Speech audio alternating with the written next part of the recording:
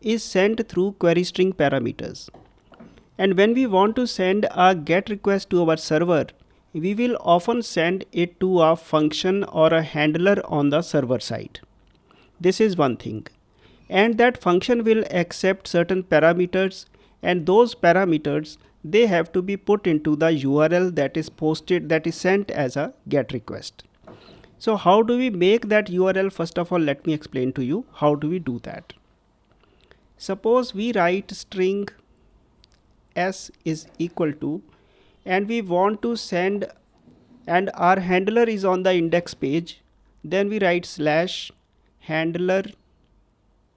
This handler is hard coded into the system, so it must be a query string parameter of the type handler is equal to, this is question mark, handler is equal to, this is a query string parameter, handler is equal to make upper.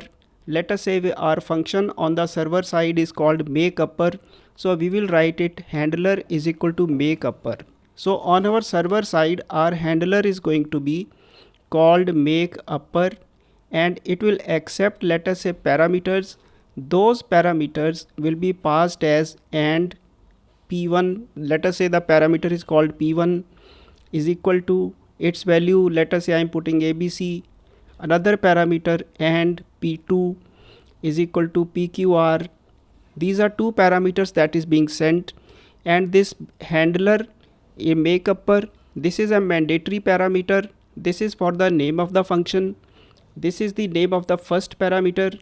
The order is really not important, so we will write here, let us say string p1 comma string p2, or if its data type is int type, then we could have written int p2. This is how our server side function will look like, and this is how our URL will look like. So this is the important part, that handler word is hard coded. Handler should be make upper. p1 and p2 are the parameters that you are passing to that function. Now how to make it through an AJAX? For that, our method will remain the same as we did earlier. Some click event will be connected to some button, and that click event will ultimately go to a JavaScript function. The function is called fetch. This function accepts parameters. The first parameter is this URL s. So the first parameter is the URL. The second parameter that we have to pass is method, and method will be written as get. So this is the simple part, that you will pass the first parameter as the URL, the second parameter will be a JSON, method is get. This is so far same as exactly we did in the case of post, where we wrote method is post and we wrote some body also. But in this case, body is not required because body is a part of the URL. After this fetch, as usual, let me erase it so that I write it more clearly. This is fetch, and its two parameters are passed, dot catch some lambda expression to catch the server errors. Then this is followed by catch. This is followed by then response.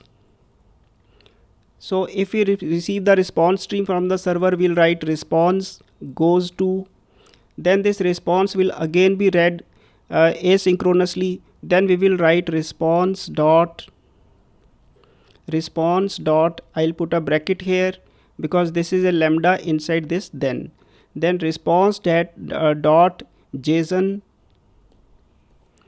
This will give me the JSON string of the response that is coming from the server side.